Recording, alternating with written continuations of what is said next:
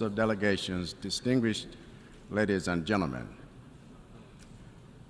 Every member state of the United Nations relates to other nations in the world in three dimensions: cooperation, competition, and conflict. And how we manage our relationships on these dimensions will ultimately determine the kind of world we will create for the children of tomorrow. So when we sit in this chamber to deliberate on the cooperation or competition or conflict between member states, we are actually designing and deciding our future.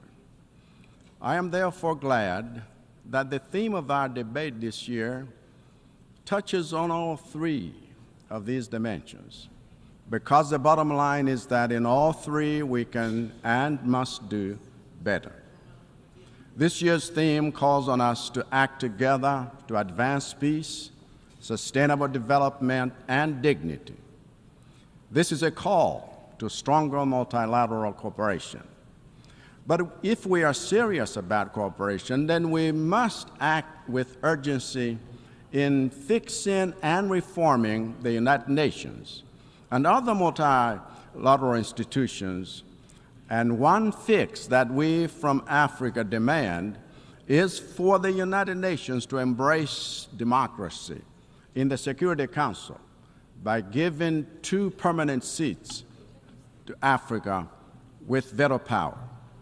When I first made this call in my inaugural address in this chamber, I was delighted to hear President Biden also announce that the United States is in favor of this reform. Similarly, when I met President Xi Jinping of China 3 weeks ago, I was delighted to hear that he too is in favor of stronger representation of the interests of developing countries in the Security Council. So, Mr. President, the time to fix this is now. We need this fix to strengthen our voice on the issues that matter to us in Africa. In the 4 years that I have been president, I have declared state of national disaster every year because of climate change impacts that we cannot solve without multilateral cooperation. And for one of those years, I was chair of 2 development communities, namely the Southern Africa Development Community, SADC, and the Least Developed Countries, LDCs. And I learned firsthand that no nation can survive a global crisis or develop in the face of shocks without strong multilateral cooperation to sustain it. Even this year, I see how challenging it has been for my country and for Malawians. Coming off the back of the state of national disaster that I declared last year to secure international cooperation in response to the devastation caused by Cyclone Freddy, I had to declare another state of natural disaster this year to secure international cooperation in response to El Niño weather conditions that have destroyed crops in 3/4 of the country's districts, leaving 1/5 of the Malawian population without enough food to last the year. And this is happening in the face of devastating trauma we have suffered as a nation for the past 3 months, from the tragic death of our Vice President, Right Honorable Dr. Saulos Klaus Chilima, in a plane crash, whose cause is yet to be established by the German experts we have asked to investigate the accident. Yet another example of the necessity of international cooperation. Even the great strides of development we have made over the past 4 years have been facilitated by strong international cooperation, whether it be the 4 road corridors and hundreds of secondary schools we are constructing through our cooperation with the United States, or the M1 road we are rehabilitating and expanding through our cooperation with the European Union, or the railway line system we have revived for the first time in 40 years through our cooperation with China, or the orthopedic and neurosurgery hospital we have developed through the cooperation with Norway, or the Makanjira Road we are ready to develop through our cooperation with Saudi Arabia, or the investments we are making to strengthen education and governance institutions through our cooperation with the United Kingdom, or the solar power plants that we have developed through our cooperation with Japan, or the extended credit facility from the International Monetary Fund that has unlocked access to the World Bank's and IDEA support through cooperation with developing partners, or the life-saving food assistance we mobilized for the people of Mangochi following the impact of Tropical Storm Anna through the cooperation with Iceland, or implementation of social protection programs to help rural women enjoy economic empowerment through our cooperation with Ireland, or the procurement of emergency food, fertilizers, and climate-resilient seeds for climate-ravaged Malawian communities through our cooperation with Tanzania, Ukraine, Egypt, Iceland, Russia, Morocco, and many others. Malawi is a testament to the power of cooperation to move a nation's development forward into an inclusively wealthy and sustainable future that is brighter than the past. It is, in fact, this foundation of international cooperation that we have built on to actively engage in intergovernmental negotiations for the pact of the future, for the future that we have fully endorsed at this 79th session of the General Assembly. It is also this foundation of international cooperation that we have built on to host 80 international organizations and institutions for our second annual Malawi Partners Conference right here in New York to get investor alignment to our ATM strategy of boosting productivity and value addition in the sectors of agriculture, tourism, and mining that hold the greatest promise for Malawi's economic transformation. If the future belongs to nations that know how to leverage the power of international cooperation, then the future belongs to Malawi. If the future belongs to nations with an apologetic commitment to multilateral collaboration, then the future belongs to Malawi. If the future belongs to nations that are driven by moral conviction to uphold the values of servant leadership, shared prosperity, ending corruption, and the rule of law, then the future belongs to Malawi. If the future belongs to nations that have adopted a no retreat and no surrender attitude towards the achievement of SDGs by 2030, then the future belongs to Malawi. If the future belongs to nations that put its children first, then the way that Malawi has done, by resolving to end child marriages and poisoning of children with lead products by 2030, that future belongs to Malawi. But, Mr. President, our efforts to move toward,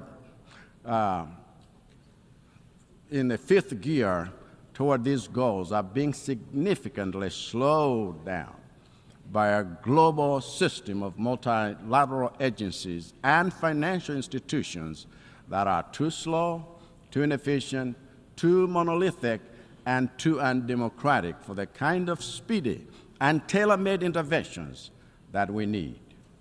As a result of our refusal to practice the democracy of equal representation here in the UN, our calls for member states to practice democracy in their jurisdictions are beginning to fall on deaf ears.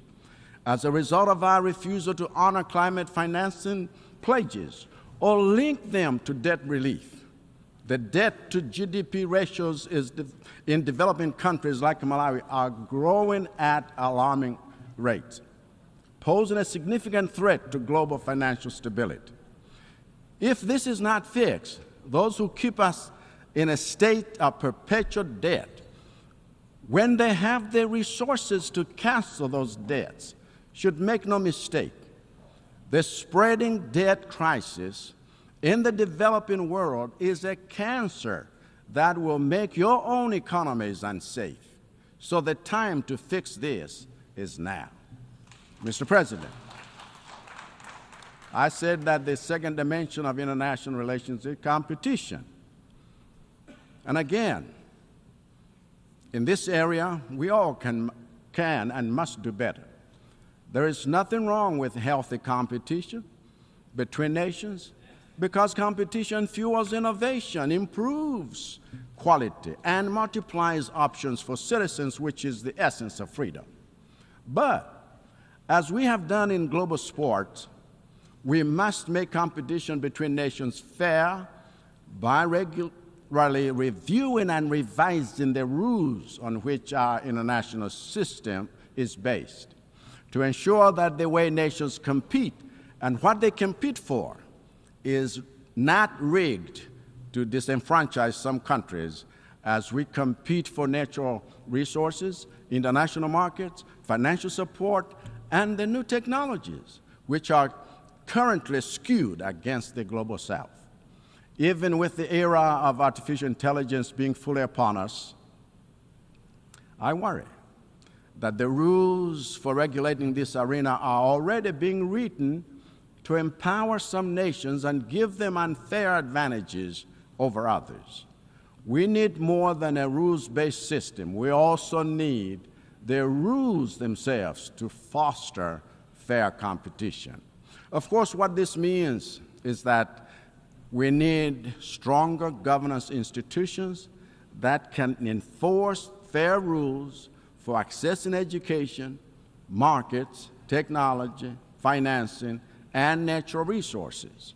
It is therefore my central contention, Mr. President, that the one place we must have strong governance is here. If governance is weak here, there will be no one to regulate the collaboration and competition between nations in an equitable manner. And it is this absence of equity that is at the root of unwinnable conflicts in Eastern Europe, in Palestine, in Eastern DRC, and counting. We need governance reform to make the United Nations stronger because the world needs a strong UN that can be good and peaceful, not a weak UN that can only be harmless. And we need it now. Thank you for your attention.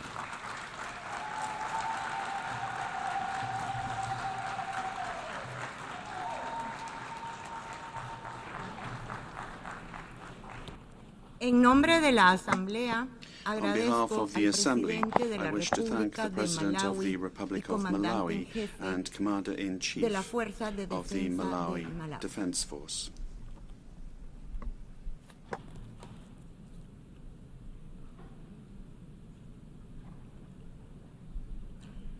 La Asamblea escuchará ahora un discurso The Assembly will hear an address by His Excellency William Samoei Ruto, President of the Republic of Kenya and Commander-in-Chief of the Defense Forces. I request protocol to escort His Excellency.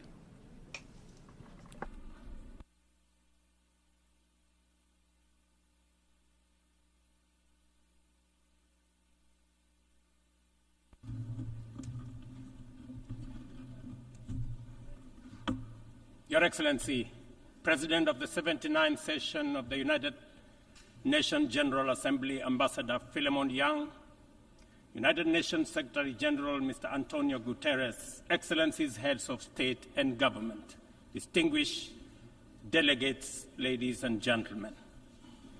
I congratulate you, Ambassador Philemon Yang, on your well-deserved election as President of this session of the General Assembly. Mr. President, I welcome the choice of your theme, Unity in Diversity for the Advancement of Peace, Sustainable Development, and Human Dignity for Everyone, Everywhere, which resonates with the core principles of the 2030 Agenda and aligns closely with the core values and mission of the United Nations. Excellencies, the world is at a challenging moment and in a most precarious international security dispensation. The promise of the United Nations Charter to save succeeding generations from the scourge of war has been profoundly shaken. From land to sea and from air to the outer space, global peace, security, and stability are increasingly under threat. Conflicts and tensions pervade every frontier, undermining the collective security that international cooperation seeks to uphold. Cases of polarizing narratives, factionalism, social upheavals, organized crime, war, and stockpiling of weapons of mass destruction are at an all-time high. Great power rivalry is intensifying, provoking regional competition and inducing geopolitical and geoeconomic realignments and tensions. The subtle nuances of them versus us has produced negative coalitions, wars, tensions, as well as eroded trust and confidence in global multilateral system. From Gaza to Darfur, Ukraine, Yemen, Eastern DRC, the Sudan, the Sahel, and the criminality in Haiti, conflict is inflicting a trail of destruction of life and livelihoods in historic proportions. These conflicts have become battlegrounds for armed factions, external interventions, and proxy wars, resulting in unprecedented anarchic situations and long-lasting negative repercussions on global stability and economic development. The world cannot realize durable peace, security, and shared prosperity when emphasis is being put on what divides rather than what brings us together. We must therefore promote approaches that support positive competition for all. The perilous security landscape is further complicated by emerging threats stemming from human advancement. Cybersecurity threats and sophisticated cyber attacks on critical infrastructure pose significant risks to national security and global stability. Furthermore, the proliferation of advanced technologies such as artificial intelligence in the military domain and autonomous weapons systems has introduced new challenges for arms control and international regulation. Regrettably, the world's most powerful states have increasingly chosen unilateralism and militarization over dialogue and diplomacy. As a consequence, the capacity of our multilateral institutions to maintain and enforce peace, even in national crises with significant regional impacts, is severely undermined. Even worse, a resurgence of nuclear arms race, buoyed by the intensifying geopolitical rivalries and tensions, has made the possibility of a catastrophic nuclear warfare a real possibility. Our vision of a world free from nuclear weapons and other weapons of mass destruction is dying incrementally. We must not sit back and leave the future of upcoming generations to fate. We must intentionally rise to the occasion to meet the challenges of our time by reaffirming the core values of the UN Charter. We need to muster the political will and collectively reinforce our diplomatic efforts to confront the security threats through comprehensive, multi-pronged, and context-specific approaches. Excellencies, Kenya's commitment to international peace and security is unwavering. We continue investing in efforts that promote stability and harmony both within our region and beyond. We are committed to continuing to mediate, facilitate, and support peace initiatives and processes in our region, contributing to regional peace operations and the UN peacekeeping missions. Through our participation in the Africa Union Transition Mission in Somalia, we have stood side by side with our sisterly neighbor, Somalia, in their fight against Al-Shabaab. We are proud that Somalia will soon take up a seat as a non-permanent member of the Security Council, underscoring the tremendous progress achieved in consolidating peace and stability in that country. The UN must, however, continue to support Somalia in forging an agreement on the post-2024 security support. Kenya welcomes the adoption of the Security Council Resolution 2719, establishing a framework for financing Africa Union peace support operations through UN-assessed contributions, thereby enhancing our collective peacekeeping efforts. A well-funded AU peace operation are not only an African priority, but a global good, considering the complexity and interconnected nature of emerging threats to international peace and security. Earlier this year, and at the request of the leadership of South Sudan, I launched the all-inclusive Tumaini initiative, bringing together the warring parties and the political leadership of South Sudan to address the root causes of the protracted conflict in that country. I commend the leadership of South Sudan and all the participating parties for their commitment to the peace process. I also thank all regional and international partners for their unwavering support, both political and financial, to the South Sudan Tumaini initiative. Ladies and gentlemen, at the last General Assembly, I announced Kenya's readiness to lead a multinational security support mission to Haiti at the Haitian government's request. Following the Security Council's authorization under Resolution 2699, Kenya has deployed 382 specially trained police officers to Haiti. Just a few days ago, I had the opportunity to visit Haiti, witness the work of our officers in the field, and observe remarkable progress on the ground.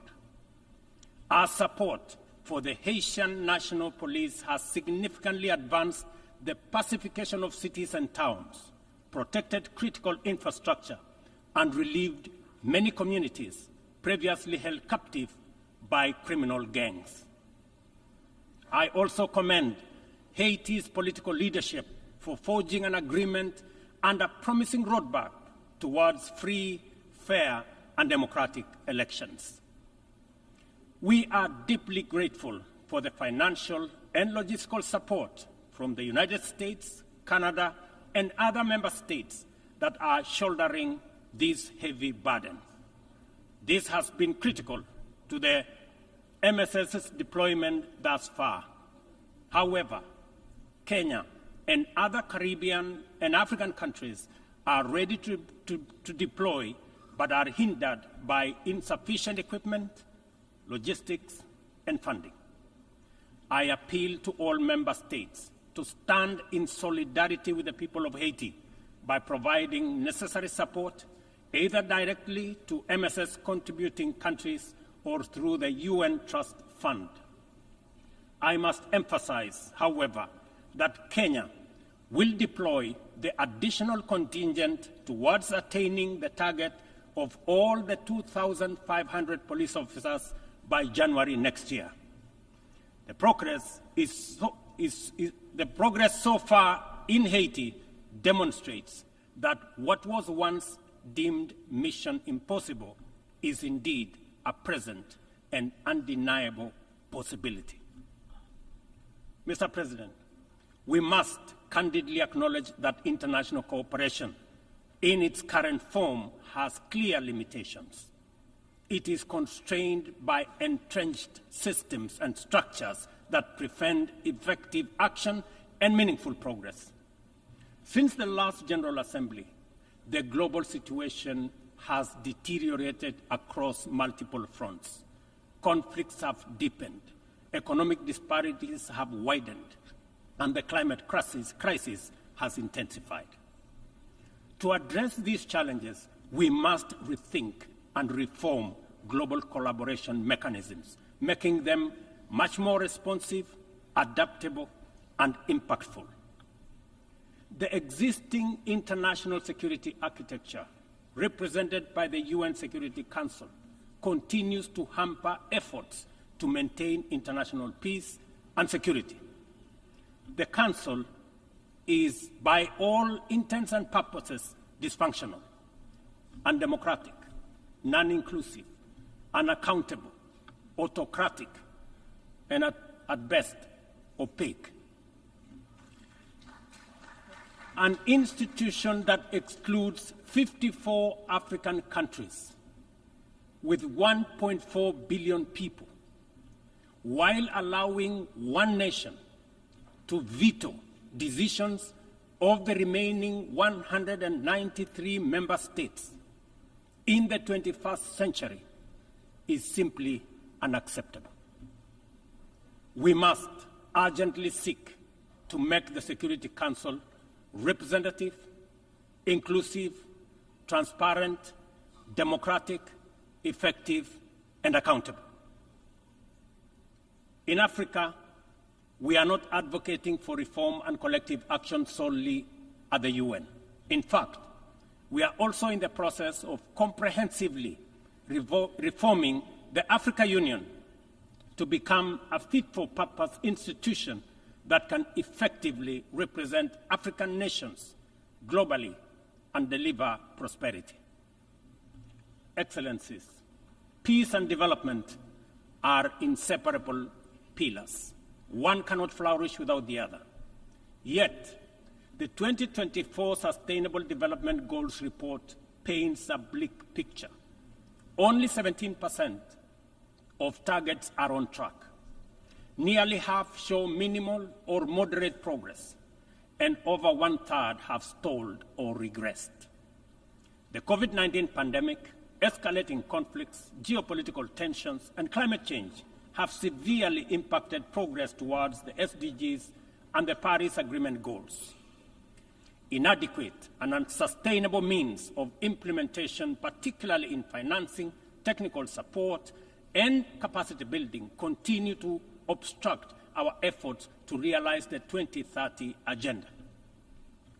Biased methodologies employed by credit rating agencies further disadvantage African countries, making it more difficult to access affordable financing from international capital markets. Additionally, unilateral economic, financial, and trade measures not only impede the full achievement of economic and social development, but also undermine the principles of international cooperation, mutual respect, and sovereignty. Let us pause and reflect on the true significance of this predicament. Many countries in the global south are forced to choose between buying medicine and hospital equipment or paying their debt obligations, and between buying textbooks for school-going children or paying their debt obligations. They are forced to choose between hiring teachers and making sure that there is equipment in schools or paying their debt. I can go on and on. This is not an abstract illustration detached from daily reality, but the normal experience of millions of ordinary people. One must wonder what goes on in the minds of those who prioritize economic returns over people. Ladies and gentlemen, what really happened to humanity? Addressing these deep-rooted challenges requires transformative changes to build a more equitable and resilient global framework. We have outlined many of these solutions in the Pact of the Future, demonstrating our clear understanding of what needs to be done. However, we have yet to master the political will necessary to turn these commitments into action. It is a fundamental principle of development that no nation can achieve lasting prosperity if its neighbors remain impoverished. Our economies are interconnected, and the well-being of one directly impacts the other. We must ensure that developing countries have the necessary foundations to claim their rightful place in the 21st century global economy. This is not just a moral and fair imperative. It is a strategic necessity to address systemic challenges such as migration, labor market disparities, climate change, and global security. Strengthening these foundations requires reforming the international financial architecture, facilitating debt relief, concessional long-term at-scale financing, grants, and de-risking lending instruments is essential to increasing investment to develop vital infrastructure and expand critical sectors. Consider Africa's immense untapped potential in clean energy resources. Harnessing this potential is critical not only for the continent's economic growth and social resilience, but also for global priorities like accelerating the energy transition, combating climate change, and diversifying supply chains. Energy-hungry industries such as data centers, mineral processing, and manufacturing are seeking clean and affordable sources which Africa can provide in abundance. Yet, out of the 500 gigawatts of renewable energy added to the global mix in 2023, Africa accounted for less than 3 gigawatts. How is this possible, given the continent's vast natural resources, skilled workforce, and massive energy needs? We cannot allow Africa to be left behind this time round. Affordable financing is essential, but so are transformative policies and inclusive fair trade practices, market access, inclusive international tax cooperation, technology transfer, and capacity building. This is why, at COP28, we launched the Africa Green Industrialization Initiative, aimed at unlocking investments for the continent's immense opportunities. This Pan-African initiative promotes large-scale, high-impact, and bankable green industrial and infrastructure projects. Next month, in Nairobi, we will host an investment forum for the Accelerated Partnership for Renewables in Energy to attract investments for the untapped potential in solar, wind, geothermal, and hydropower. Globally, we also need to improve the tools we already have. The SDG Stimulus Fund, initiated by the Secretary General in 2023, requires our joint support to succeed, including from multilateral development banks. Similarly, replenishing the International Development Association, IDA, is essential to provide concessional loans to the world's poorest nations. Earlier this year, I hosted the IDA 21 Replenishment Summit in Nairobi, where African leadership reaffirmed the critical importance of IDA for developing countries and called for an ambitious replenishment of US dollars 120 billion. Our collective efforts must include trust and accountability to ensure that we fulfill our promises and our commitments. Additionally, we launched the Africa Club, the Alliance of African Multilateral Financial Institutions, to strengthen and support Africa's position in the global financial architecture. This body will serve as a powerful negotiator on behalf of the continent, coordinate with global financial institutions, and leverage African countries' balance sheets to increase investment and create jobs in Africa. We believe that African institutions, such as the Afri-Exim Bank, Trade and Development Bank, the Africa Finance Corporation, among others, understand the continent even better. As part of the reform of the international financial architecture, we must not only reform the multilateral institutions, but also support and stop bias against these African institutions.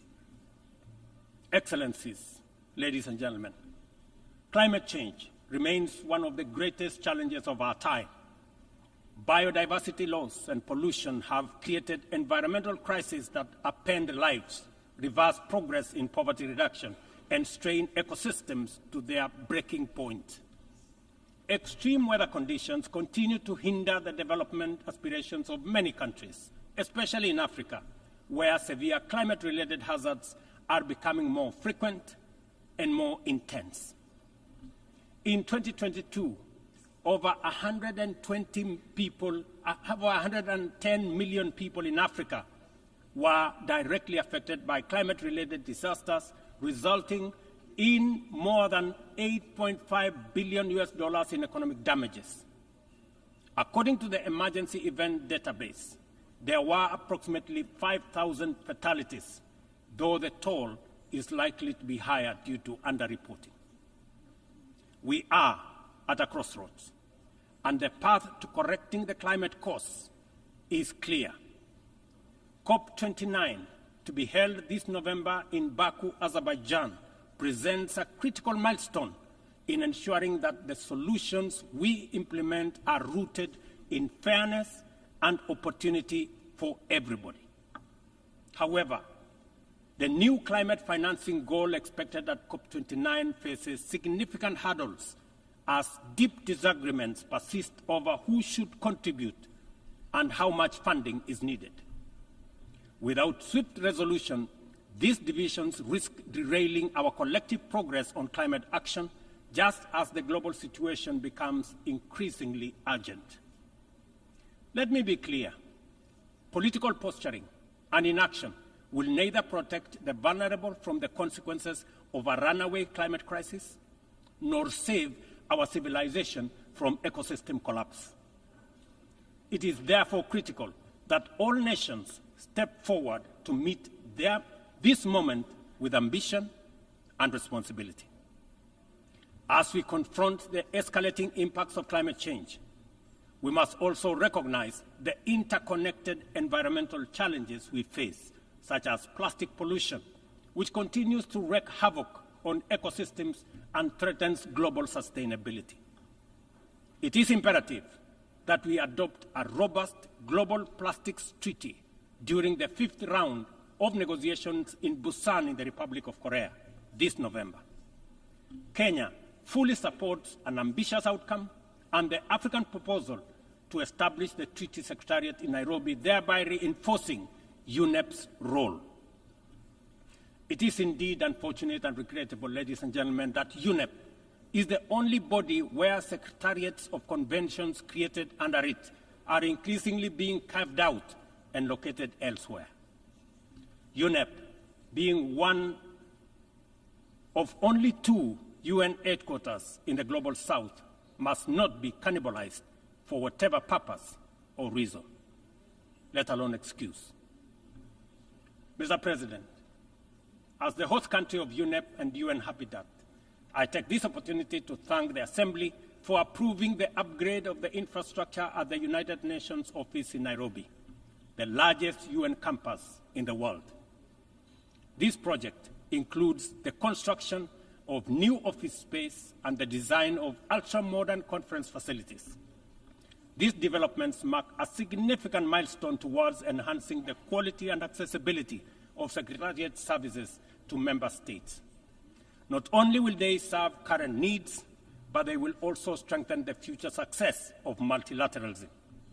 We look forward to the Assembly's continued support as construction begins in 2025. It will be critical to ensure that UNON receives sustainable and predictable resources to ensure the timely completion of this upgrade. Kenya will continue to play its part in ensuring that UNON fulfills its mandate. Accordingly, the Government of Kenya has undertaken extensive improvements and expansion of physical infrastructure around the complex and will continue working towards making Nairobi a regional and humanitarian hub for the United Nations. Mr. President, Excellencies, ladies and gentlemen, as we reflect on the theme of this session, the call for unity in diversity in the pursuit of peace, development, and human dignity, it is evident that we must reimagine international cooperation to align with the complex realities of the 21st century. Our actions must reflect our ambition and commitment to a world where progress is measured not just by economic growth, but by the well-being, rights, and dignity of every person. The challenges we face, from climate crisis to economic inequality, demand a bold rethinking of how we work together, grounded in mutual respect and shared responsibility. The achievement of the Sustainable Development Goals cannot be reserved for the privileged few. It must be a shared success that uplifts all nations, transcending borders and disparities. Our collective efforts to combat climate change must be rooted in fairness and equity, ensuring that no nation or community bears a disproportionate burden. This is our shared journey. We must have a say in the choices we make. We must move beyond outdated paradigms of power and influence to create a system of international cooperation that reflects the aspirations and dignity of every human being. We must embrace a new vision of global solidarity, one that upholds the principles of equity and inclusivity. It is within our power to build a world that embodies the true spirit of the United Nations, a world where every voice is heard, every life is valued, and global progress is shared by all. This is the cooperation our people expect, our future demands, and it is the commitment we must deliver. I thank you.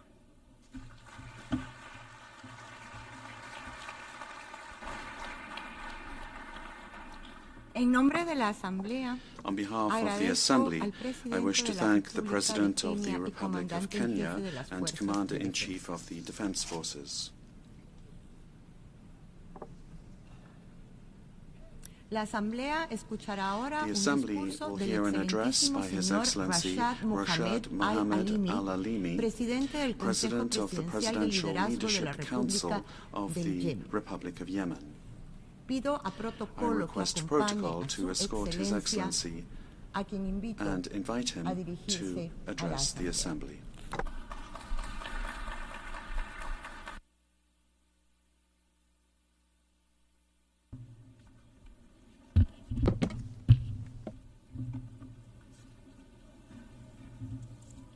بسم الله الرحمن الرحيم. In the name of God, أصحاب الجلالة والفخامة Your والسمو، Majesties, معالي Excellencies, رئيس الجمعية العامة Your للأمم Excellency, المتحدة President of the General Assembly, فيلمون يانغ، Philemon Yang, معالي الأمين العام Your Excellency, للأمم Secretary المتحدة General, السيد Antonio أنطونيو Guterres, غوتيريش، السيدات والسادة، ladies and gentlemen, لعله من حسن الحظ it is a أن good يصادف omen حديثنا that إليكم هذا اليوم I am addressing you today بالتزامن مع مناسبة while we وطنية مجيدة celebrate للشعب a اليمني glorious national هي occasion for the Yemeni 26 people, سبتمبر which is the التي 26th صنع of فيها September, شعبنا اليمني when قبل our Yemeni 62 people عاما made history بإسقاط النظام 62 years الإمامي ago العنصري by وإعلان overthrowing الجمهورية. the Imamite racist regime وهي and مناسبة proclaiming the Republic. لأجدد من هنا This is an opportunity التهنئة للشعب to اليمني في كل reiterate our مكان congratulations to the ولأعرب عن people of Yemen اعتزازنا everywhere وتقديرنا and to express our وشجاعة pride and أولئك appreciation الشباب of the والشابات courage of وقادة those الرأي young men الذين and women يتحدون and كل عام opinion في هذا leaders اليوم who challenge الخالد every year on آلة this البطش day, this الحوثية glorious day, المدعومة the من النظام Houthi الإيراني. oppression machine supported سيد by the الرئيس، Iranian السيدات regime. والسادة، Mr. President, تظل ladies الحكومة and اليمنية gentlemen, ملتزمة بنهج the السلام government of Yemen remains الشامل والعادل committed to just and بموجب comprehensive مرجعياته peace الوطنية in line والإقليمية with the والدولية. national, regional and لكنه من international الضرورة terms of في هذه reference. الأثناء It is, however, لكنه من الضروري في الأثناء تعزيز موقفها لمواجهة أي خيارات أخرى بالنظر إلى تصعيد الميليشيات الحوثية المتواصل على الصعيدين المحلي والإقليمي وتهديد الملاحة الدولية ولمع توسع واستدامة هذا التصعيد هناك حاجة ملحة إلى نهج جماعي لدعم الحكومة اليمنية وتعزيز قدراتها المؤسسية في حماية مياهها الإقليمية وتأمين كامل ترابها الوطني ودون معالجة هذه الاحتياجات without addressing these needs and without implementing the relevant international resolutions prohibiting the flow of Iranian weapons and drying up the funding sources, these militias will not engage in any efforts to achieve just and comprehensive peace, and they will not refrain from blackmailing the regional and international communities. إن التاريخ يعلمنا أيها السادة أن التساهل مع أعداء السلام هو بداية لأشعار وتعقيد. على الرغم من الهدنة التي وافقت عليها الحكومة اليمنية في أبريل 2022 استمرت الميليشيات في خروقاتها العسكرية وانتهاكاتها الجسيمة لحقوق الإنسان والقوانين الوطنية والدولية. في أكتوبر 2022 قامت الميليشيات الحوثية بقصف موانئ تصدير النفط في محافظتي حضرموت مما حرم الشعب اليمني من الإيرادات اللازمة لدفع الرواتب والخدمات الأساسية وفاقم من المعاناة الإنسانية وتدهور العملة الوطنية إلى مستويات غير مسبوقة. ومؤخرا جمدت الحكومة قراراتها المتعلقة بنقل مقرات البنوك من صنعاء الخاضعة لسيطرة الميليشيات إلى العاصمة المؤقتة عدن استجابة لطلب الأمم المتحدة والمجتمع الدولي بخفض التصعيد على أن يشارك الحوثيون في محادثة جدية لمعالجة الأزمات الاقتصادية وإحياء جهود السلام لموجب خارطة الطريق التي توسط فيها الأشقاء في المملكة العربية السعودية وسلطنة عمان. ومع ذلك ردت الميليشيات باختطاف 3 من طائرات الخطوط الجوية اليمنية ومهاجمت منشآت صافر النفطية في محافظة بطائرات مسيرة وإصدار قوانين ولوائح عنصرية لتركيز الوظيفة العامة في فئة معينة من مسلحيها الموالين وفي مقدمة ذلك السلطة القضائية ما يشير إلى مزيد من الإجراءات القمعية المرتقبة ضد الحريات العامة والعمل المدني. إن استمرار هذا النمط من التصعيد This ongoing pattern of reckless escalation in response to the de-escalation initiatives requires the international community to take firm policies and push these militias towards the choice of peace in line with international resolutions, particularly Resolution 2216, instead of their senseless escalation. Mr. President, ladies and gentlemen, 4 months ago, terrorist Houthi militias arrested dozens of UN personnel to be added to the thousands of innocent men, women, children, elderly, who disappeared in their prisons years ago, particularly activist Mohamed Qahtan, included in a Security Council resolution. There is a widespread belief that the United Nations is responsible for giving these militias the opportunity to kidnap this unprecedented number of relief workers and NGO staff, as well as activists and civil society leaders, by not heeding the call of the Yemeni government to transfer their headquarters from Sana'a to the temporary capital, Aden. By not taking seriously these militias and by keeping their headquarters in Sana'a, the United Nations unintentionally enabled these terrorists to take their personnel and assets as hostages and to use them as a bargaining chip to blackmail the international community and to achieve negotiation concessions that cannot be accepted under any circumstances. This ongoing situation cannot be defended nor justified. The presence of UN headquarters in Sana'a emboldens these militias that are designated on terrorist lists, and it endangers relief workers and human rights defenders. Hence, the need to reconsider these policies and measures immediately. Mr. President, ladies and gentlemen, Houthi militias, with their ongoing terrorist attacks on international maritime navigation in the Red Sea and the surrounding waterways, prove that they represent a growing threat not only to Yemen, as some used to believe, but also to the stability of the region as a whole, and to the secure flow of international trade, which exceeds trillions of dollars. Today, they are reinforcing their position as the first rebel group in history having used ballistic missiles and drones against civilian commercial vessels.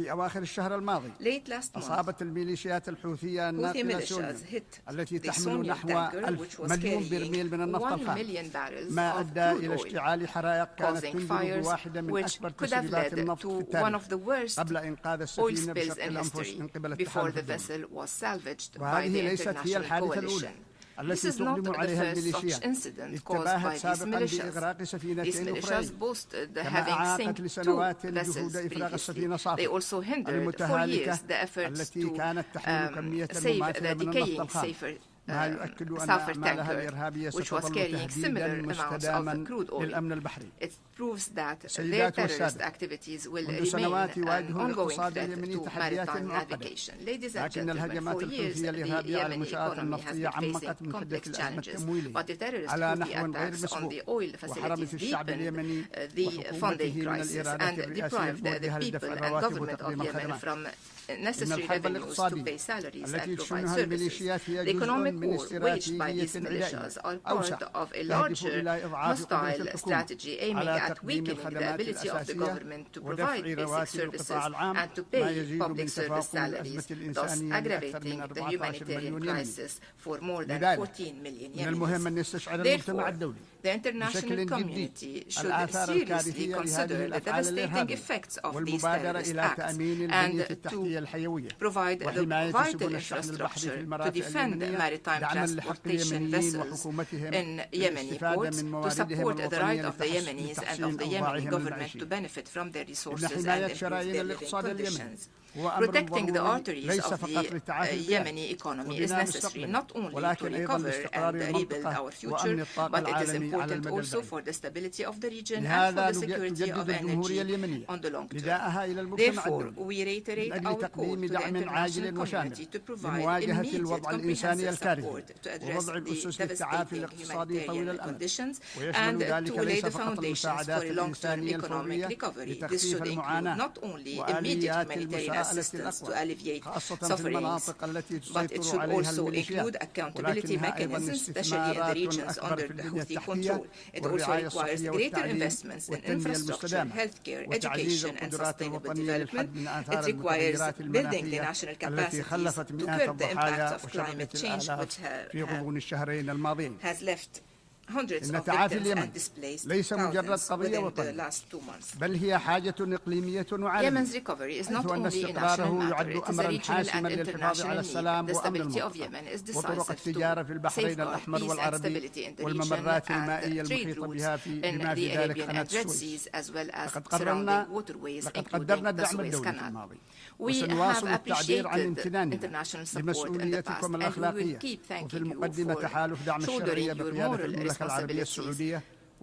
We also thank the coalition to restore legitimacy led by the KSA and the UAE to meet the aspirations of the Yemeni people to stability, peace and prosperity, and provide the resources we need to rebuild our institutions and our social fabric. Mr. President, ladies and gentlemen, the Arab region is facing today a challenging test in building the state and in joining the civilizational progress.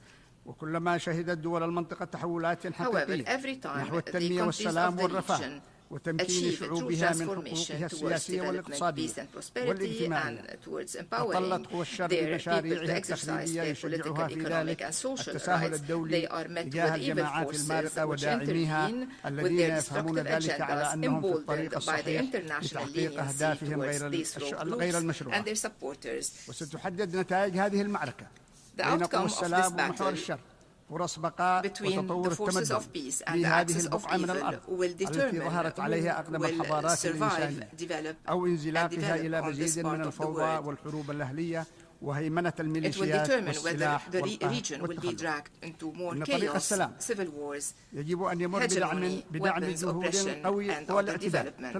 The road to peace goes through the forces of moderation in the region, led by the Kingdom of Saudi Arabia, which has been defending the international resolutions and which extended a helping hand by hosting millions of those fleeing wars and conflicts.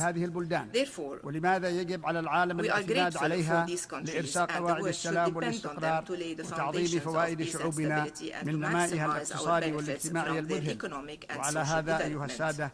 Ladies and gentlemen, we should end the false rhetorics concerning the issue of Yemen, especially those minimizing the role of Iran and of their weapons and proxies in destabilizing Yemen, the region and the world. Ladies and gentlemen, the brutal Israeli war on the Palestinian people should cease immediately.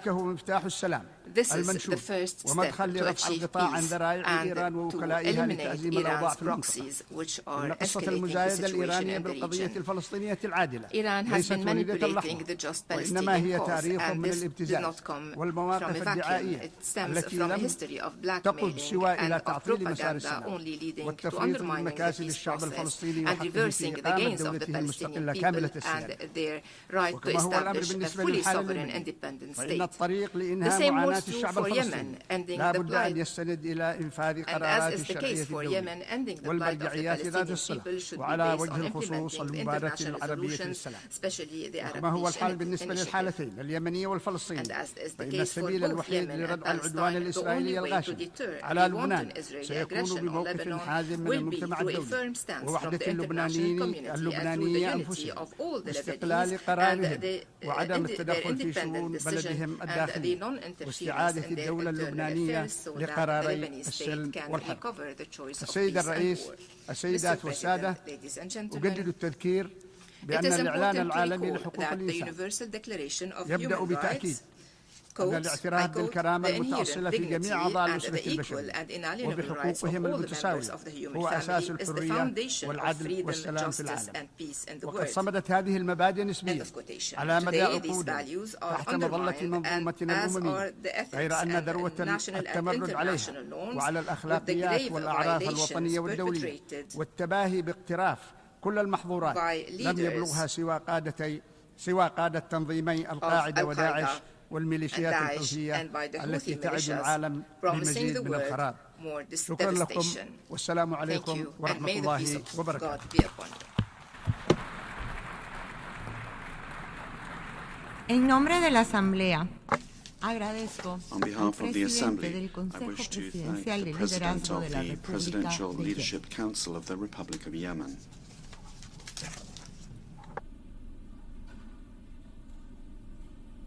La Asamblea escuchará ahora un discurso The Assembly will hear an address by His Excellency Brice Clotaire Oligui Nguema, President of the Transition and Head of State of the Gabonese Republic. I request protocol to escort His Excellency and invite him to address the Assembly.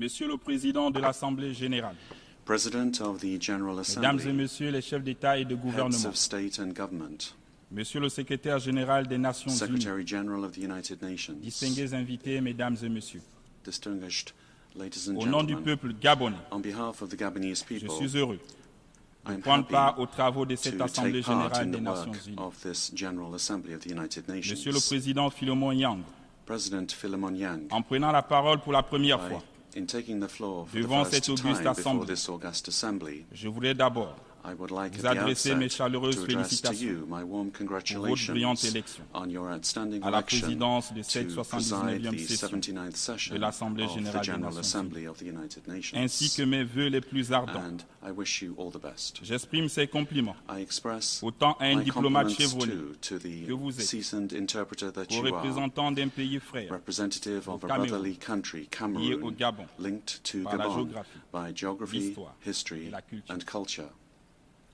Soyez donc assurés du plein Please soutien be de assured mon of pays the full tout au support long de of my votre mandat. country throughout your mandate.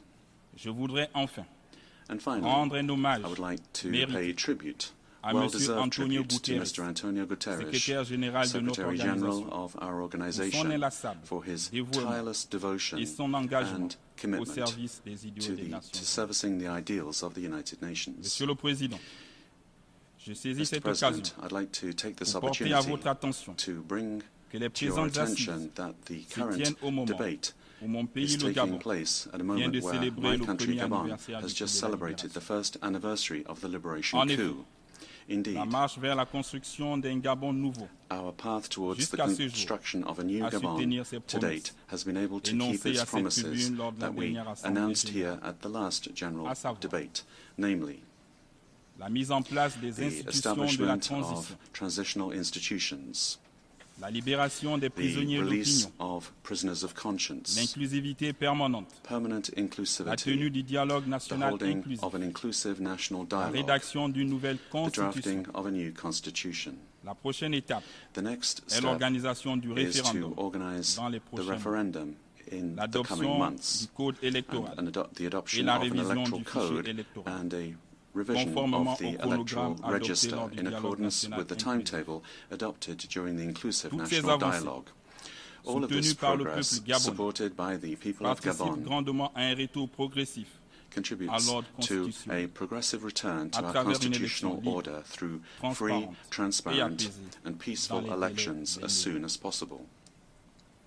Outre les points sus évoqués, Apart from these les réformes points that I have just significatives ont été outlined, engagées significant reforms dans have les been secteurs qui undertaken touchent in sectors directement au that développement directly affect human les development. les centres de santé, Roads, healthcare centers, écoles, schools, le retour des a bourses scolaires, return to l'ouverture school des concours grants, aux grandes the écoles, opening up of le competitions dégel des for our major recrutements universities, et le lifting paiement of des the arriérés de recruitment pension. freeze and the payment ceci of en pension respectant nos arrears, all of engagements à this l'international. respect our international commitments at the same time. C'est pour moi l'occasion And de remercier this l'ensemble des is the partenaires, opportunity for me to les thank pays all of amis our partners, et les bailleurs de friendly fonds, countries and nationaux et donors internationaux, of national qui and nous international accompagnent dans ce funds processus that de have la accompanied transition, us in this en transition dépit des process, difficultés despite qui le the caractérisent. difficulties of the process. Mesdames et messieurs, Ladies and gentlemen, la présente Assemblée Générale, the current dont la thématique General est Assembly l'unité dans la is diversité pour focusing l'avancement on de the la paix subject unity and diversity for développement the durable advancement et of de la peace, dignité sustainable humaine, development and human partout et pour dignity tous, everywhere s'inscrit dans le and cadre for de la everyone. construction This d'une communauté planétaire is part of et se our trouve building être en of harmonie a avec les planetary principes community that is énoncés in harmony dans le with the préambule principles de la mentioned in the Déclaration preamble universelle des to the droits de l'homme Universal Declaration de of Human 1948. Rights of 1948. Le Gabon, Gabon, fidèle à sa tradition de faithful paix, as we are to our tradition adhère of sans peace, réserve à ce projet unreservedly vise un monde supports this interactif, project, plus aiming juste at a more et just inclusif. and inclusive interactive world. Au lendemain du coup de la libération On the du day 30 after août the 2023, liberation coup of the 30th of August qui s'est réalisé 2023, sans effusion de that sang, was carried out without nous avons bloodshed, prôné we advocated pour la préservation for de the la paix preservation of et de peace l'unité and for nationale, national en unity faisant appel à toutes by les forces appealing vives de to la nation, all stakeholders of the quelles que nation, soient leurs origines, whatever their origins, leurs croyances their beliefs, ou leur statut or their social, social status, dans les efforts visant à construire un in Gabon an effort to build plus équitable a et plus fairer prospère. and more prosperous Gabon. Mesdames et messieurs, Ladies and gentlemen, le respect de la vie, respect for de life, l'intégrité territoriale, territorial integrity, de la souveraineté des États, sovereignty of states, à choisir to librement leurs freely partenaires choose their et partners, le rejet de la violence and rejection favorise of la violence. consolidation All de of la these paix. things favor peace En building. matière de développement durable, With regard to mon sustainable pays development, maintient my une country position ferme maintains et a firm cohérente and coherent en faveur position de la in protection de favor l'environnement. of protecting the environment. Je rappelle I would like to recall que depuis plusieurs that années, for several years le now, Gabon a dédié 13 Gabon parcs has nationaux dedicated au 13 service national de parks to l'humanité, the service of humanity, contribuant ainsi thus à contributing l'absorption to the de plus de 100 absorption millions of de more than tonnes 100 nettes million de net CO2 tons par of an CO2 et à la per year préservation des and espèces menacées. the preservation of threatened species. Néanmoins, il ne Nevertheless, saurait être question de faire passer les attentes this de does nos not mean in populations any way that we are encore tournées bypassing the vers la expectations of satisfaction our des besoins population élémentaires who au are second plan. focused on their basic needs being C'est met. pourquoi cette tribune est That l'occasion de is rappeler why this forum une is fois de plus aux nations the industrialisées occasion to la recall once nécessité again de véritablement recall to respecter leurs industrialized engagements nations the need for them to respect soutenant their les pays commitments by qui supporting abritent the le plus countries grand réservoir de that carbone host au monde. the greatest carbon sinks in the world. Monsieur le Président, Mr. President, sur la question sécuritaire, with regard to comme security, beaucoup d'entre nous, as je crois many of qu'il us est urgent would d'apporter believe, des I feel réponses that it appropriées is an urgent matter aux to provide innombrables appropriate situations de conflit qui responses to perdurent the dans le monde, numerous conflicts that we see singulièrement en in the Afrique. world, and particularly in Africa. Je tiens à saluer I would une like fois de to plus once again l'adoption par le welcome the Conseil de adoption by sécurité the Security le Council 21 on the décembre 21st of 2023 December de la 2023 résolution of 2719 Resolution sur le financement des 2719 opérations on de the soutien à la paix financing of dirigées peace par support l'Union operations led by the African Union. Conforme au nouvel agenda In accordance pour with la the paix new du agenda Secrétaire for Général des peace of Nations the Unies, Secretary General of cette the United résolution, Nations, this conjointement présentée resolution, par le Gabon, presented le jointly Ghana by et le Gabon, Mozambique, Ghana and Mozambique, est aujourd'hui un élément today crucial is a de crucial l'architecture part de la paix of the et de la architecture sécurité for internationale. international peace and security. Sa mise en œuvre Its implementation est un is impératif an catégorique. absolute imperative. C'est le lieu pour moi d'apporter And les I would like efforts, to take this opportunity to d'appuyer les efforts du support Secrétaire the Général des efforts Nations of the Unies Secretary General visant à prévenir aimed une solution politique at réaliste, providing a pragmatique realistic, et pragmatic durable and sur le sustainable Sahara marocain. political solution for the Je voudrais Moroccan également Sahara. me réjouir de I l'annonce would also like to officielle welcome par les the États-Unis official d'Amérique announcement made by the de United leur States of soutien America à l'admission that de they 2 États support africains the comme admission membres of 2 permanents du African Conseil de states as sécurité. permanent members of the Security Council. Cependant, However, l'Afrique attend une adhésion plus large Africa is expecting de broader autres membres support permanents du Conseil from de other sécurité permanent members cette of the initiative. Security Council for En this même temps, initiative. l'accès au And droit at the de same veto time, we des expect membres africains. access for African members Ceci to the right to veto.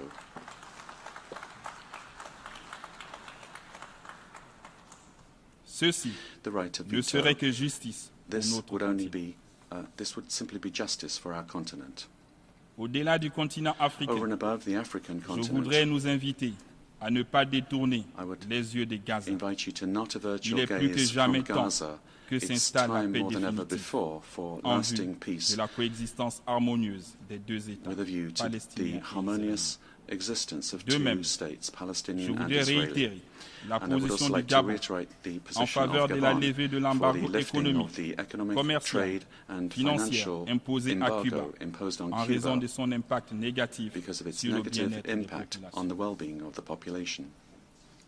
Monsieur le Président, President, Mesdames et Messieurs, ladies and gentlemen, comme le disait le président As President Félix Houphouët-Boigny, Felix la paix Houphouët-Boigny n'est said, pas un simple peace mot, is not just a word, mais un comportement, it's a un behavior, véritable état it's d'esprit. a genuine state of mind. Cette aspiration légitime des This peuples legitimate est un idéal. aspiration of peoples is an Il ideal. recommande que les pays It développés recommends that developing qui ont une countries, expérience dans la résolution des developed conflits countries that have experience in partagent resolving avec les autres conflicts États share with leur other states savoir-faire their pour un know-how monde plus juste to et build plus a more équilibré. just and more balanced world. L'unité dans la diversité Unity pour in l'avancement de la diversity paix for making progress développement in durable peace, et de la sustainable dignité development humaine and human dignity partout et pour everywhere tous and for everyone est à mon sens is, in my l'aboutissement d'une véritable société de dialogue, a de genuine tolérance society of et de dialogue, respect de tolerance and respect for others. Ceci devrait nous aider à This should construire help us to build un monde de paix a world où le développement serait adopté where aux development will besoins be de tous adapted to et de tous les peuples. everyone's needs, to the needs of all peoples. Monsieur le Président, Mr. President, concernant la question with économique et regard to financière, economic and financial le rapport matters, the 2024 2024 des report Nations Unies of the United sur le Nations développement durable on sustainable souligne development encore une fois l'urgence de underscores once mobiliser les again financements the urgency for mobilizing afin de combler le déficit de massive financement funding in de order l'économie to mondiale, estimé à plug plusieurs the milliards de financing dollars gap par an. in the economy, aimed at C'est une several réalité. billion dollars. Le This is système a financier reality. The international international actuel financial ne permet pas system, de as it diriger is les at the moment, does faire not le enable développement us to et steer donc investment d'assurer towards la development dignité de and nos thus to populations, ensure the à dignity laquelle of our nous appelle le populations, thème de cette année. which we are addressing Je in our partage debate this ainsi la year. ferme volonté de plusieurs de mes pairs I also de share with parvenir you à the une willingness réforme of des institutions my financières peers mondiales to qui est reform cruciale international pour financial institutions. dégager This is des crucial investissements en in faveur order des pays de to développement. produce Monsieur le Secrétaire financing Général for des developing Nations countries. Unies, Secretary Mesdames et General of Messieurs, the United Nations, chefs ladies d'État and et de gentlemen, gouvernement, heads of state and government, Excellences, excellences, Mesdames et Messieurs, ladies and gentlemen, mon pays, le Gabon, my country, résolument Gabon, engagé dans sa is marche vers la resolutely félicité, committed entend to pleinement restore jouer son rôle happiness, and we plan pour l'avènement to fully effectif play our role d'une communauté to humaine, ensure that we build plus a human concertée community et that is vivement souhaitée par working tous. together and which everyone Ensemble, desires. mutualisons nos Together, efforts let us pool our pour efforts l'espoir d'un meilleur destin, in the hope of a en better agissant future autrement by pour la acting préservation in a de different la way race in humaine. order to preserve remercie. the human race. I thank you.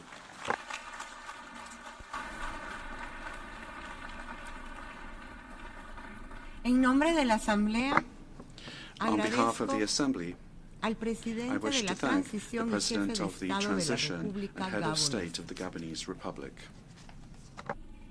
Seguidamente, la Asamblea escuchará The un Assembly will discurso hear del an address excelentísimo by señor His Excellency Faustin Archange presidente de la Touadéra, República Head of State of the Centroafricana. Central African Pido a Republic. I protocolo que request acompañe protocol a to su escort His excelencia, Excellency a quien invito and a invite him dirigirse to a address la the Asamblea. Assembly.